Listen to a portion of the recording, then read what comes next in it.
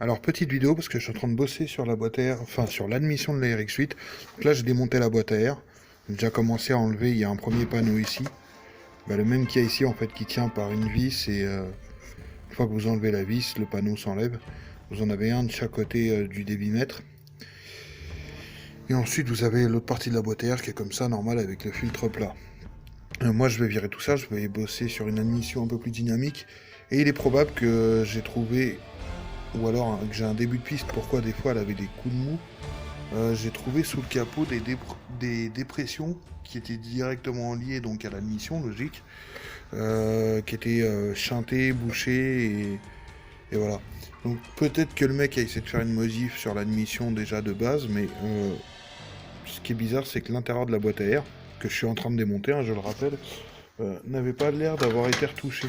Vous voyez, c'est les panneaux comme ça. Vous avez voilà, l'attache pour la vis, vous le glissez dans les rangées, tac. Et pourquoi j'ai enlevé ces panneaux-là? Bah, tout simplement que j'ai besoin de récupérer le débitmètre et que les vis, vous en avez trois. Ouais, une là et une de chaque côté. Et pour y avoir accès, soit vous avez un très long tournevis très fin parce que c'est des petites vis cruci, soit vous enlevez les panneaux, vous avez accès aux vis en prenant un peu en biais. Voilà. Alors, pas que ça soit la plus curieuse des boîtes à air du monde ni rien, mais elle est super massive, parce que, je le rappelle, tout ce dispositif, enfin, je le montre, je le rappelle, il aurait fallu que je vous l'ai dit déjà. C'est une fucking boîte à air, je sais pas si vous voyez. Et du coup, je vais retravailler ça, ce sera plus léger, et puis travailler un peu mieux l'admission. Et puis j'ai un filtre HKS que je me trimballe depuis des années que j'avais acheté à la base pour ma RX7 et que j'avais jamais posé, puisque du coup la RX7 j'ai mis en pièces. Donc là je vais me mettre sur la RX8 un champignon HKS, ça va lui faire du bien.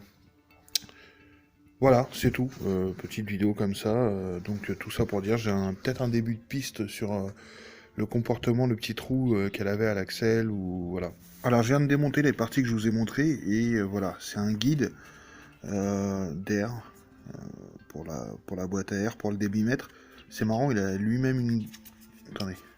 Il a... Ici, merci. Il a lui-même une grille comme le débitmètre, donc double sécurité. Bah voilà, c'est tout. Bah, je vais désenquiller le débitmètre pour mettre ma tubulure inox que j'ai, ou voir ce que je vais faire, parce que elle m'a l'air un peu petite, la tubulure inox que j'ai. Après j'ai différentes tailles, donc on va voir. Je vais désenquiller le débitmètre, récupérer ça, puis après je ferai un test. Et j'ai la batterie qui est à plat sur la RX8, et putain, en racheter une, je peux pas.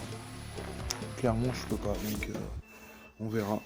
Et puis ça me fait chier de reprendre la batterie de la Familia tous les 4 matins, aller en interverti, on remet, d'autant que elle, dès qu'on lui enlève la batterie et qu'on la remet, il faut réinitialiser l'ADA, tout ça, c'est un peu chiant. Alors après, étude du truc un peu, il semblerait qu'en fait, ça soit pas le corps du débitmètre, mais tout simplement le prolongement de la boîte à air, et que la sonde du débitmètre donc soit enfilée directement dedans. Sauf erreur de ma part, hein, c'est la première fois que je démonte une boîte de RX8, une boîte à air. Mais quand je regarde derrière, il y avait l'air d'avoir des attaches. Alors attendez, ça fasse la mise au point, tout ça. Il y avait l'air d'avoir des attaches, et visiblement, ça ne veut pas bouger. Après, j'ai l'impression quand même, ouais, que c'est dissociable, parce que... Ah, c'est bizarre quand même. Enfin bref. Après, si c'est que la...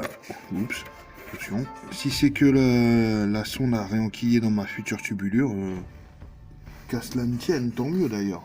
Ça permettra de mettre le diamètre de tubulure que je veux ou pas. Près de la grille, il y en a là. Écoutez, je veux pas faire de la merde. Je vais aller... YouTube est mon ami. Je vais aller checker ça. Parce que... vous voyez, il y a des fixations. On dirait qu'il y a des fixations là. On dirait qu'il y en a... Alors là... Ouais, non, c'est bizarre. C'est bizarre parce que... Ah, il y a peut-être une vis là. Mais cool, ouais. Ça, c'est le pas de vis pour le guide que j'ai enlevé. Non, je vais voir.